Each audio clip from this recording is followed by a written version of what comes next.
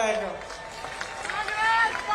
सड़क दुर्घटना और अन्य आकस्मिक दुर्घटनाओं में छत्तीसगढ़ निवासियों को निःशुल्क स्वास्थ्य सुविधा मिलेगी।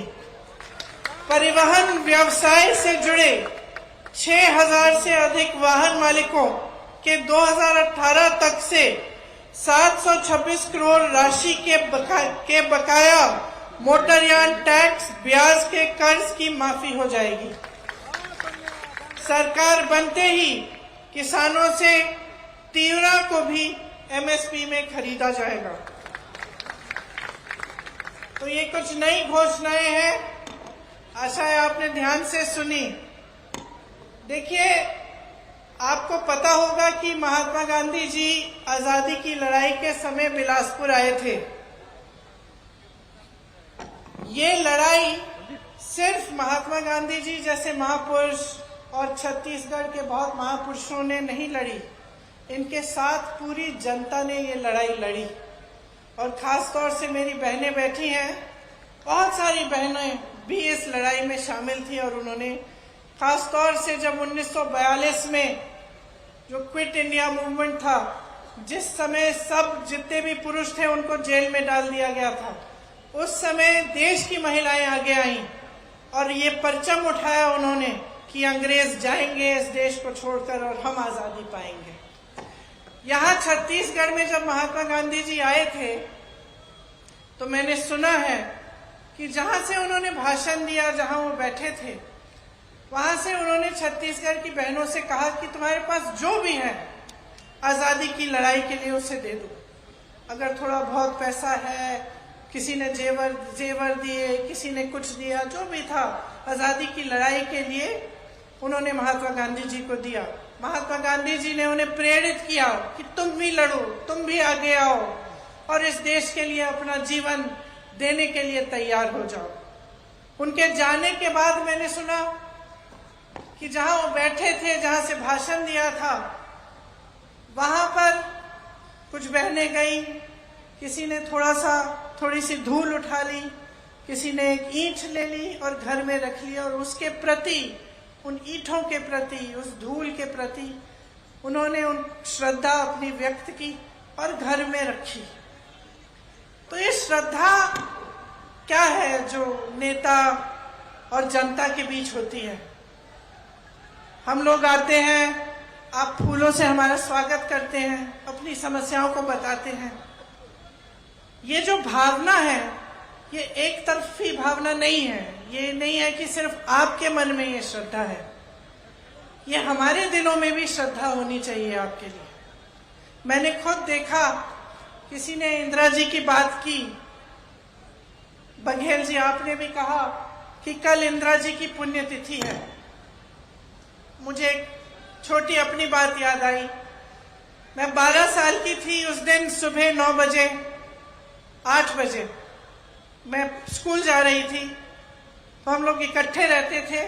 दादी के पास गई, स्कूल में एक प्रतियोगिता थी, उसके लिए मैंने दादी का एक झोला रखती थी, मैंने उनका झोला मांगा। नाटक की प्रतियोगिता थी, झोला मांगा दादी से और उनको प्यार से ऐसे पकड़ के बाय बाय बोल के स्कूल चली गई।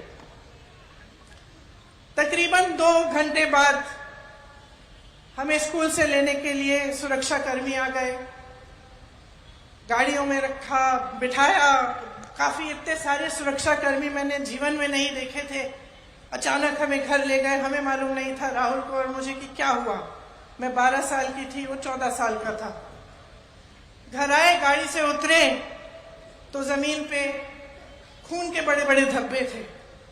उस समय हमें मालूम नहीं था कि हमारी दादी का खून था जो उस मिट्टी में मिल चुका था। अंदर गए, माता पिता नहीं थे, पिताजी दौरे पे थे, बंगाल गए हुए थे, माताजी दादी को लेकर अस्पताल गई हुई थी। जब अंदर गए और पता चला कि दादी की हत्या की गई है, तो एक अजीब सा भय, अजीब सा दुख मन में जागा और ऐसे लगा कि क्या अगले दिन सुबह हो भी सकती है कि हमारी दादी, जो सिर्फ हमारी दादी नहीं थी लेकिन महान शख्सियत थी, क्या उनको इस तरह से कोई खत्म भी कर सकता है, और इतनी हिंसा से। और अक्सर मैं सोचती हूं कि इतनी हिंसक घटना घटी हमारे साथ। हमारी दादी मां समान थी हमारे, लेकिन कैसी देशभक्ति की भावना उन्होंने हमारे दिलों में डाली होगी कि एक सेकंड के लिए, एक मिनट के लिए हमारी इस देश में आस्था नहीं टूटी। 7 साल बाद, और ये मैं लंबी चौड़ी बात आपको इसलिए बता रही हूं, मैं बताऊंगी क्यों। 7 साल बाद, मैं 19 साल की थी, इसी तरह की घटना मेरे पिता के साथ घटती है, और मैं अपने पिता का छलनी शरीर, खून से लथपथ शरीर घर लाती हूं। फिर भी मेरी इस देश में आस्था नहीं टूटती, फिर भी देशभक्ति कम नहीं होती, बढ़ती चली जाती है। कैसी भावना होगी उन लोगों के दिल में कि हम बच्चों में उन्होंने ऐसी देशभक्ति की भावना डाल दी कि तब से लेकर अब तक ये टूट नहीं पाई। मैं इसलिए ये सारी बातें कह रही हूं क्योंकि जब हम अपनी बीती हुई पीढ़ियों की बात करते हैं, जब हम इंदिरा जी की बात करते हैं, नेहरू जी की बात करते हैं, राजीव जी की बात करते हैं, तो हमारी आलोचना करने वाले एकदम से परिवारवाद की बात उठाते हैं। मैं आपसे ये कहना चाहती हूं कि ये परिवारवाद नहीं है, ये देश के प्रति एक भक्ति है जो टूट नहीं पा रही है।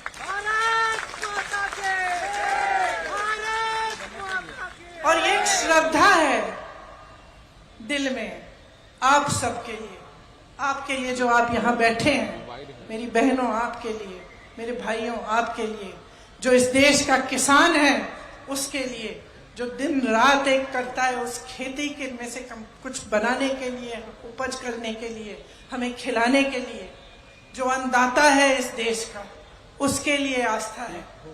जिसका बेटा जवान बनके सेना पे तैनात होता है हमारे लिए, जो मेरी दादी की तरह, मेरे पिताजी की तरह इस देश के लिए अपनी जान देने के लिए तैयार होता है, उसके प्रति आस्था है।